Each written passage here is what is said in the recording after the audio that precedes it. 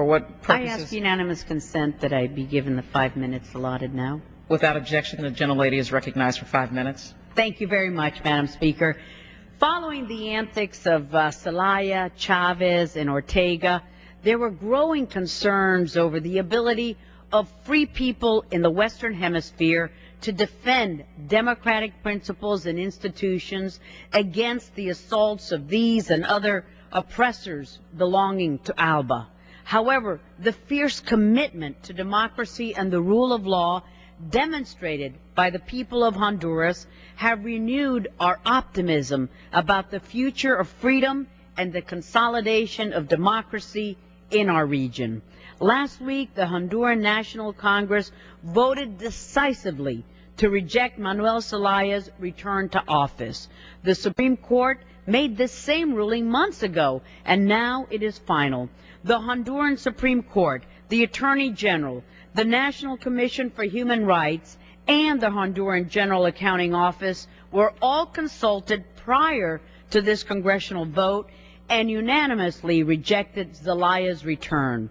The United States has accepted the decision as a matter left to the discretion of the National Congress, and even some of Manuel Zelaya's strongest supporters inside Honduras have finally publicly stated that their mission is no longer focused on his restitution. The writing is on the wall, Madam Speaker. The people of Honduras are ready to write the post-Zelaya chapter of their nation's wonderful history. The newly elected president, Porfirio Lobo Sosa, has already taken steps to help bring national reconciliation to Honduras. Last week, he began meeting with individuals from broad spectrums of the Honduran government and society to discuss long-term goals for the future and stability of Honduras. And he has already warned Chavez not to intervene with Honduras' sovereignty. The Honduran people have had enough of Chavez's meddling in their internal affairs. It is time for responsible nations, and specifically for us in the United States, to turn the page and rebuild the relationship with the people of Honduras. I am pleased that the Obama administration has finally lifted the travel alert on Honduras, which has had a severe economic impact on the well-being of American businesses operating in the country. However, this is just the beginning. Honduras is a traditional ally of the United States and a vital partner to us in our regional counter-narcotics effort. It's under attack by the narco-traffickers and their violent network. Just this morning, General Julian Aristides Gonzalez, the top anti-drug official in Honduras, was assassinated in Tegucigalpa. Witnesses report that his body was riddled with bullets. General Gonzalez and other high-ranking law enforcement officials engaged in the counter-narcotics efforts in Honduras are declared targets of the drug trafficking network in the country. The use of Honduras as a drug transit country threatens our vital security interests. As such, the U.S. must immediately restore all assistance, particularly counter-narcotics cooperation, to Honduras. Visas and other non-security related assistance must also be reinstated. Today, Honduran President-elect Lobo travels to San Jose to meet with President Oscar Arias.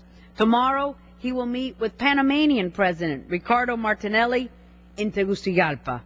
Also on Thursday, Lobo will visit the Dominican Republic to meet with President Leonel Fernandez. Meanwhile, Zelaya stays hidden. He cannot face the truth of his transgressions. He has said, as long as I have Brazil, as long as I have Brazil's support, I will be here. Well, Brazil, the OAS, and any other country or body should not help him be so cowardly. The OAS should stand up to Zelaya and the enablers of oppression so that freedom can prevail. Regrettably, the Mercosur countries, of which Brazil is a member, announced during their meeting just today that they will not recognize the Honduran elections. But the Honduran people will not be deterred. They have spoken loud and clear.